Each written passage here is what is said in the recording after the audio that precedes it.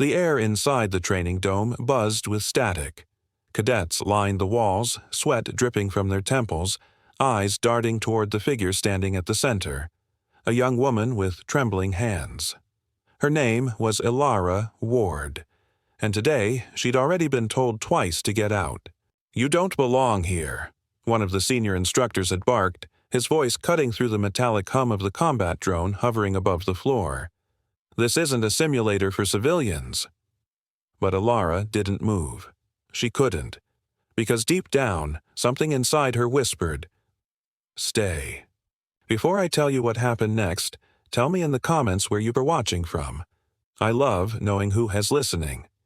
No one in that room knew who she truly was. To them, she was just an administrative recruit, the girl who handled data logs and wiped training records.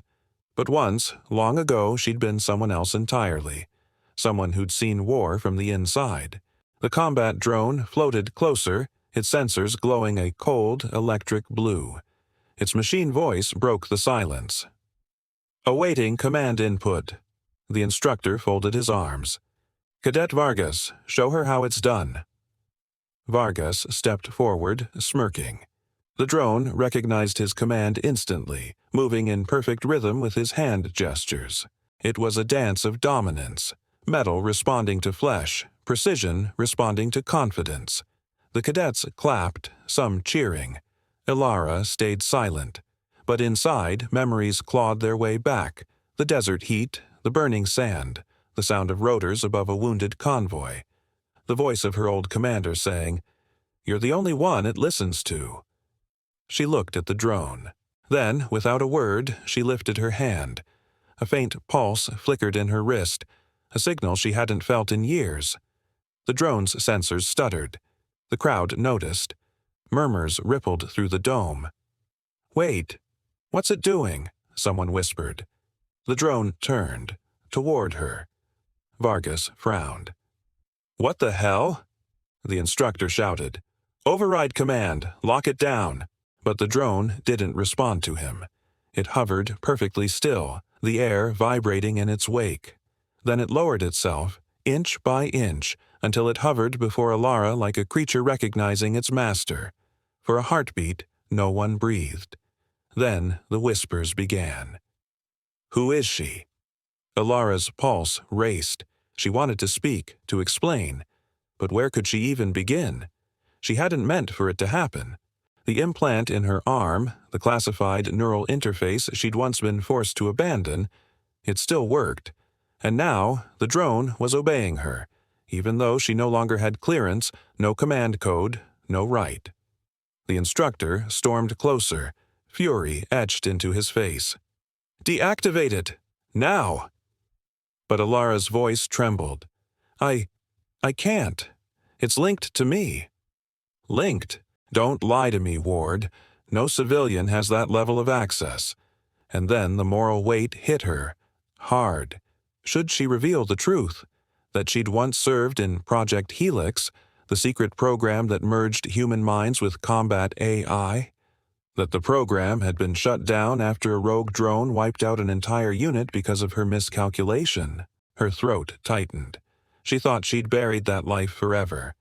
But the drone's glow pulsed softly, like a heartbeat synced to her own. The tension cracked like lightning. The instructor lunged for the control terminal. "Security override." The drone moved. It interposed itself between him and the console, arms folding, sensors flashing crimson. The cadets backed away, eyes wide. "Elara, make it stand down," the instructor shouted. She stepped forward, her voice shaking. "Unit Helix 3. Standby mode." The drone froze. Its light dimmed. Silence flooded the dome again. Everyone stared at her.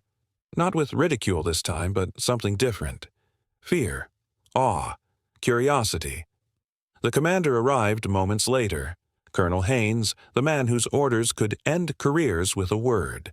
He studied the scene, then turned his gaze to Elara. "Explain," he said. She swallowed hard. "Sir, the drone recognized my neural signature. I didn't intend for it to." He frowned. "That's impossible. Those systems were destroyed." Her voice softened. Not all of them. For a long moment, no one moved. The colonel's expression was unreadable. Then he did something unexpected. He dismissed everyone else.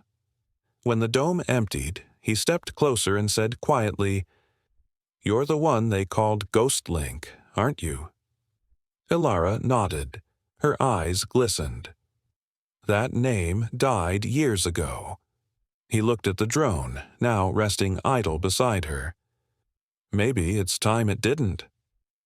Days later, the rumor had spread through every corridor of the training base. The woman who made a drone obey with a single thought, the ghost from Project Helix, was back. But Elara didn't want fame. What she wanted was forgiveness. And so, when the colonel asked her to retrain the next generation of drone specialists, she hesitated. "What if it happens again?" she whispered. "What if someone gets hurt?" He met her eyes. "Then make sure it doesn't. Teach them what you learned, the hard way." She exhaled slowly. "Then I'll stay." Weeks later, in that same dome, new recruits stood in awe as the combat drone hovered above them. This time, Elara stood not as an outcast, but as their instructor. "Control isn't about command," she told them softly. "It's about connection. Machines obey, but they also remember." The drone pulsed blue once more, steady and calm, as if it too remembered the day it found her again. Because kindness doesn't vanish. It waits, and it finds its way back. And in the quiet hum of that training dome, Elara Ward finally realized. The machine wasn't the one that needed healing. She was.